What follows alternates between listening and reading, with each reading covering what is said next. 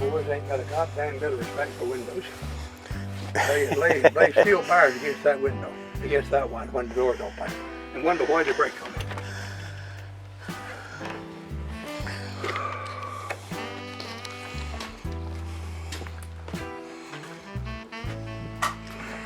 John Deere. Been in here for 2 months and he ain't touched it.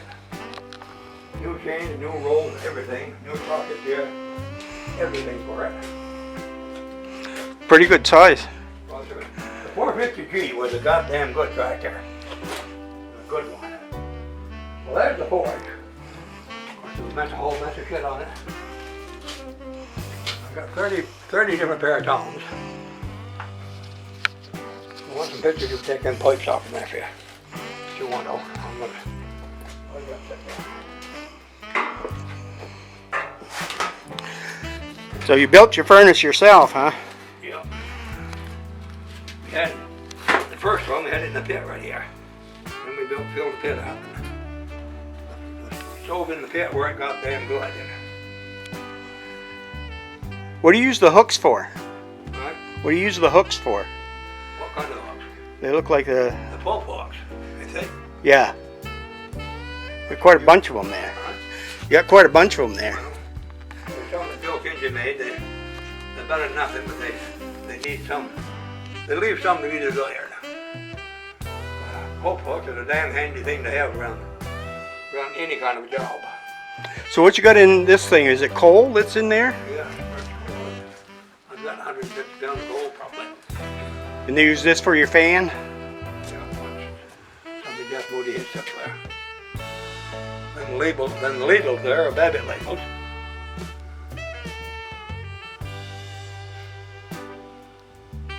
You got your anvil on that side. So I can't get to it now, so I've got all the rolls there. That's a power threading machine, power hacksaw, a drill press, a big lathe. Oh, look at the size of that They lathe. ain't got into the shop yet. That thing weighs a few pounds too, don't it? I come out of the Farina plant over St. Albans.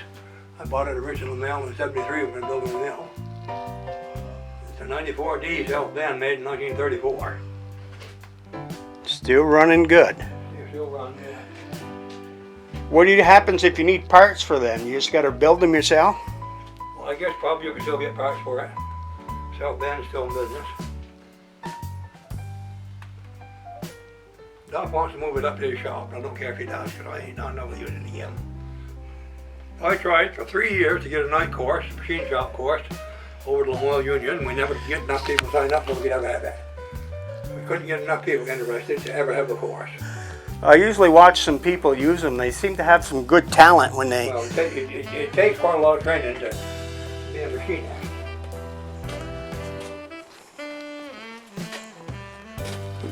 It's kind of... I've got the tools in here. That is full, and these cabinets are all full. Special engine tools and everything in there. Two tool boxes full of carpenter tools there, and the drawers are all full. Chop saws, routers, and jointers, and shapers, and radio arm saws, and chop saws, and bench saws, and band saws, and jig saws. I guess you got everything to make anything you want in here, huh? I got tools enough to do anything I don't want to do. Huh. Where'd you get your horse? It was given to us in 1940, up the back place. What's it made of? Probably pine. It's made by some carousel company. Frank Patchman just made the head for me because the head got lost. No, my kids never had a chance to ride it, but my granddaughter is going to because her mother's going to put a saddle on it, and she's 9 months and a half old now, and got time for her to ride it. 1946, humpback toolbox. This is the toolbox that went on every job I ever was on. The first time my father and I ever worked together, my tool was in that toolbox. Well, you're going to need a few muscles just to lug it around, aren't you? Yes, you do. I throw it on my shoulder and carry it.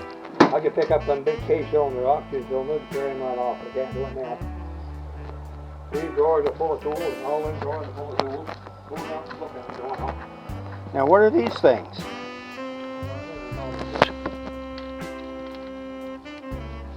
Ooh, used to make those?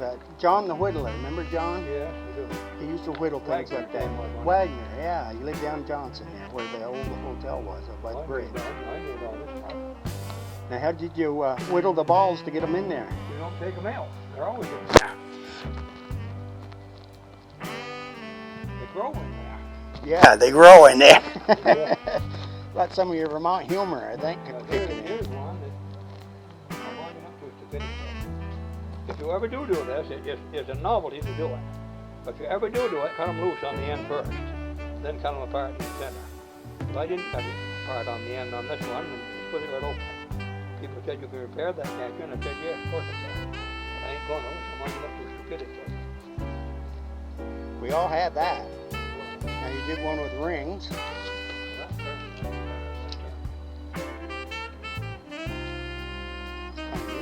Hold all my garbage to it, but I need to do something.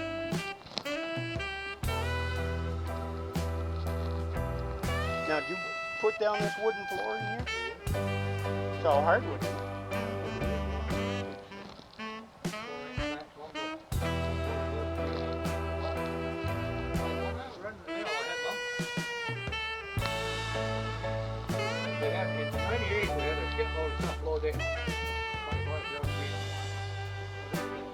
Yours are 2 8, 24 feet long. These ones are 2 6, 24 feet long. Them was underneath are 6 by 8, 24 feet. When I was running all the time, I had lumber. That's all it. That was 100 feet of solid lumber all the time. 4-inch board didn't sell very good, so this whole building is studded with 4-inch lumber. And the floor, and the barn floor in the barn is double boarded the 4-inch lumber. Coming roof. It ain't going nowhere then, is it? It's always nice to build things that's going to be around longer than us. I got where I can't use it.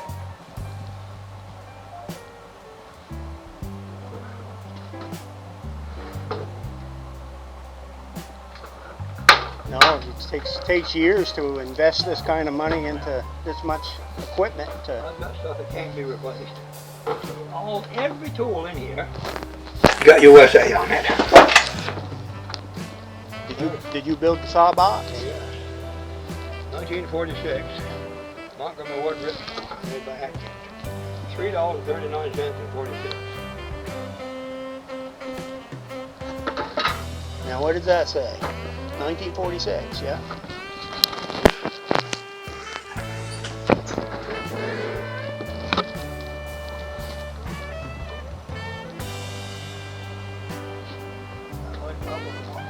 It is. Well, that's kind of a neat box to keep it in, isn't it? That's when you made the case. Yeah, I see it right there. I was 2 years old when you made that. Well, you didn't handicap me because you weren't around. You probably never built it out here. I'd be talking too much. No, I don't expect you to talk a whole lot of years.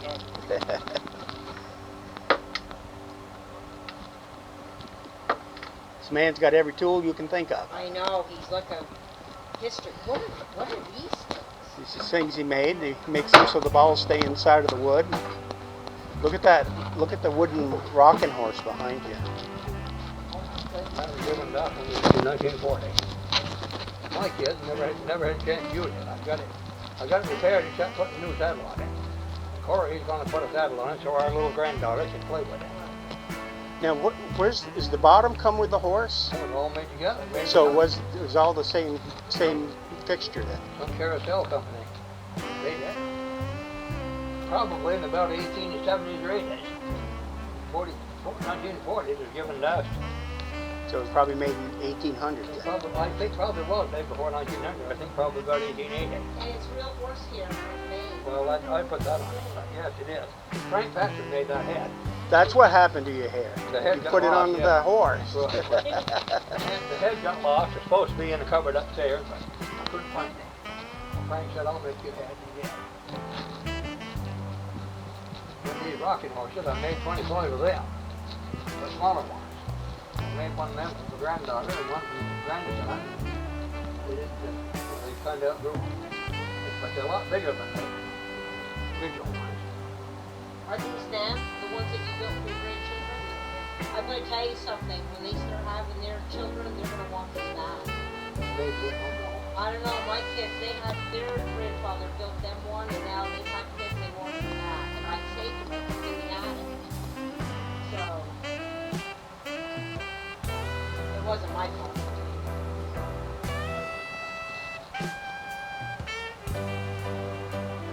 I don't think our dad ever made anything, except room for himself. Well, He was in the shed. He was busy trying to feed you kids most of the time. Yeah, he wasn't into like crafting anything. Well, we never went hungry, that's for sure. No, he said we ate by the seasons. When it was winter, it was perch from the lakes. And when it was fall, it was venison, and it was rabbits in the winter. But it was venison most any time. Yeah. Well, not in the winter, because he didn't believe in that, because they had fawns, but they didn't taste it, because they've been eaten. No, but you had to be careful with them rabbits, because every once in a while you get hit one of them pellets in your teeth, and it hurt like heck. Oh God, I can still remember him. He'd take him downstairs, and he had this little nail on the cellar stairs, and I'd sit there on the stairs and watch him. He'd put that leg on that thing, and he'd take his jackknife and he'd cut around the legs, and I couldn't tell you exactly how he did it. And then he'd just peel that skin right down over the head, and I was always amazed how that just came off like that. And then we'd have Yeah, I rabbit expect you stew. kids probably did eat more boiled green than most kids did. We ate good. But I don't think you went hungry. Oh, No, we didn't. Still don't go hungry. We still don't. But you know, we ate the best when we didn't have any money, and we ate off the land because we were kind of forced. Because You raised the garden, potatoes. Didn't you? Oh yeah, we had to be out there. Yeah. Yeah. Dad, and even when Dad was older, he loved the gardens. He'd plant a field of potatoes, and they give them all We away. always raised our beef and our pigs, and Yeah. I mean, you know, I don't even remember going to grocery stores. No, I don't think we had the money. No, they might need some sugar or salt once in a while, but there was no going around No, I'll shopping. tell you, I enjoy working with you on that. We picked on each other all the time. That was part of the game. Well, you understood each other. It wasn't But like we it did. was going to ruin We your did friendship. understand each other, and we respected each other. Yes. Yeah, but you But two were very, a lot of very that close is friends. because we were both veterans. That had a hell of a lot to do about it. And he was proud about being a Well, it veteran. was. He had a right to be. Yeah, he was. It wasn't like he hid from it. He Right in the he middle even of it. Going to White River to the Veterans Hospital and talking to other veterans. He loved it. Putting boys ashore with an LCI at 17 years old was quite a goddamn achievement. And he said I did it different than a lot of them did. He said I'd come in to shore full speed and run the boat right up on the ground so the boys didn't have to walk in the water. Then he said when the tide changed, I could back in. Yeah, the problem was that as soon as he let that front down, most of them got mowed down before Quite a they lot even of them did. got out of the boat. Quite a lot of them did, is right. Yeah, He didn't talk a lot about that. Though, he did did with Oh. me. It was, He was in the Pacific, said it right was- where the worst fighting was in the Pacific. Well, the Von Trapp family gave a concert in the 50s, and it was dedicated to the Bradley family and one other family in Vermont. I've got the write-up somewhere. Because they had so many children serving in the wars. Like, there were what, how many boys in Dad's family? They all were in the military? There was 5 at once gone. Yeah. Yeah, all 5 So of they them. dedicated that concert that they gave to the Bradleys and some other local family that had. All different branches. You know, it was there was the Air Force, Army, Navy. They all So wore your father had 4 brothers with him gone same time. same I think time. so. Wayne was in the Army. Yeah, Wayne, and there was Harvey and Dad, and Jimmy was in Greenland. Paul was in the Air Force, and Jimmy was in Green. Yeah, they were all military. Paul was in the Air Force. When I was a little kid, the milk house was there. Dad built that in '34, and the barn and the house. All the rest of these buildings I built. This part of the shop is built in 2000. The other part we started in 1950. But there's 13 years before we get into it. This part we built in 2000 and, well, I finished it, moved right into it. How many acres are on the farm? Well, we've got 160 acres. We've got the whole 160. farm, the whole lot. So- They are 160 acre lots in Craftsbury. Yeah, that's quite a lot of land. We've got more goddamn things on this 160 acres than anybody else anywhere. First of all, we probably got 300,000 feet of timber at a minimum, a greenhouse, a fish pond, a damn good sawmill, a goddamn good shop, and 4 dwellings, and all kinds of machinery, all kinds of tractors and machinery to do the work with. And we had everything we needed in the mill. We had log trucks and skidders and bulldozers and everything. Well, I don't need so much of that stuff now as I used to. No, and you've got the knowledge, and so do your children. Well, yes, my boys are geniuses. You can't put a value on that. Charles, you need to see that firewood process. When you get down home, when you get back home, when you get down to the North Oak, turn across the bridge and right up the hill there to Stan the Reed's house. He's cutting wood up there. Oh, right there on the right. Right up just above the old schoolhouse. Yeah. Just cross the bridge and right up the hill. Yeah, because I used to go up to, there's a new house up on top of the Yes, hill up there is. there. I used to go up there. I've never met your kids before. Well, Charles, he'll be down there. Someday He'll be down there until 3 o'clock. Well- No, today's Saturday. No, he ain't there today. He ain't there today. Your grandson goes with one of the Bradley girls. Yes. Is it Rhonda's daughter? Yeah.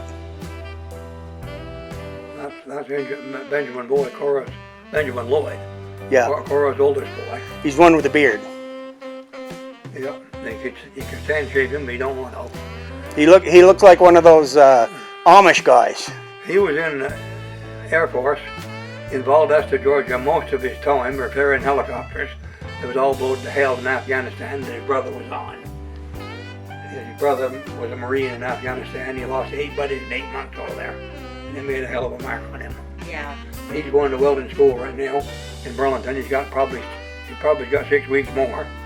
He's got a job right now working for Crane Tractors Con Service down to Plymouth State College at $50 an hour when he ain't in school. Gee, that's better than our $2.20 an hour. I think so too. See, look at, you know what? You may not have got the money reward that you were hoping for in life, but your kids will. Because the skills that they learned by being here, it's like a college education You're right, in itself. but you see, my kids were exposed to a great deal more things than most any kid was, because we were doing everything. We were sugaring, we were raising crops. We raised over 300 replacement heifers, and my wife did a good part of the barn job, a good part of it. When I was logging, I'd go out in the barn in the morning, get all rigging wet with sweat, then get on that goddamn log truck and go up on Walden Heights, load logs at 20 below zero, and I wasn't very hot. She did a good part of the barn work. We had 3,200 bales of hay in that barn one year, 6,000 bales that year. She seems to enjoy it as well, though. She does. She's done damn well.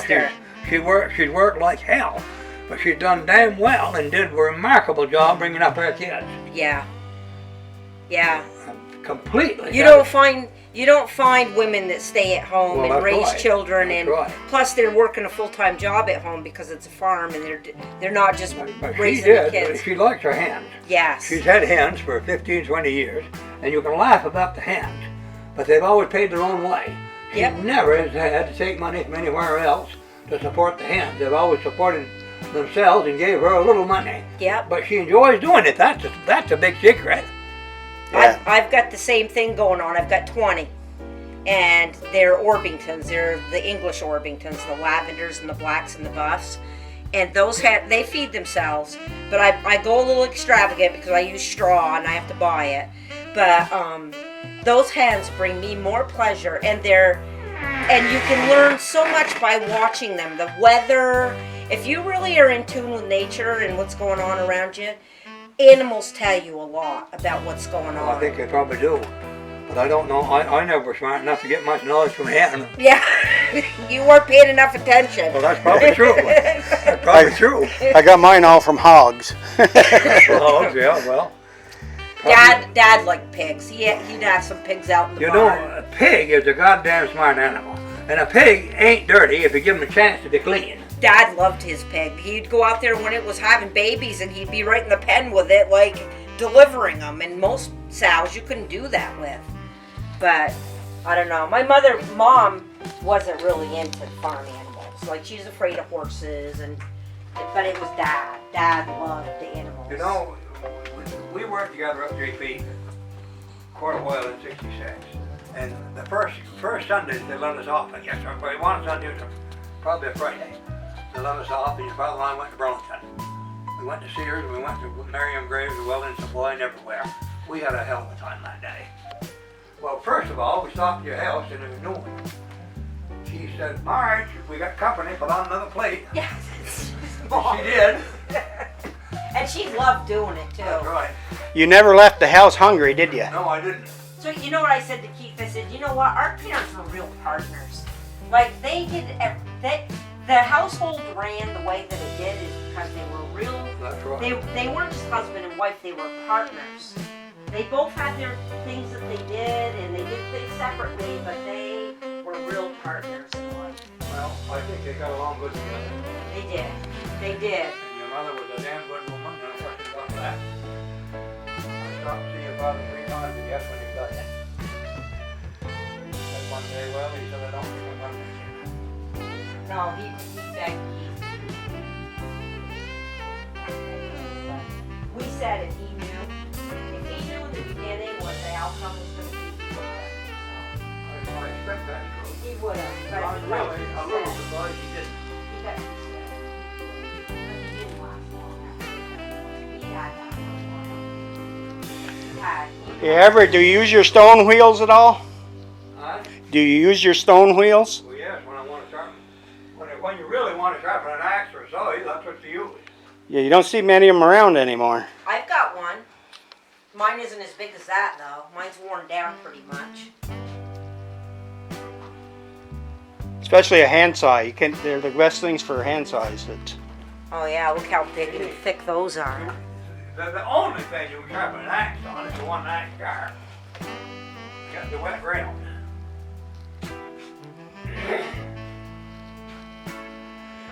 That wheel almost looks like it's in layers, doesn't it? Well, a lot of them, they were cast sometimes out of cement. But some of them are not natural Ohio grindstone too, and that might be natural stone. But that one had a fault in it.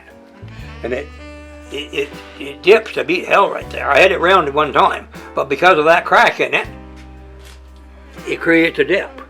Did it affect the sharpening at all? Well, no, but it makes your axe go like this all the Up time. and down.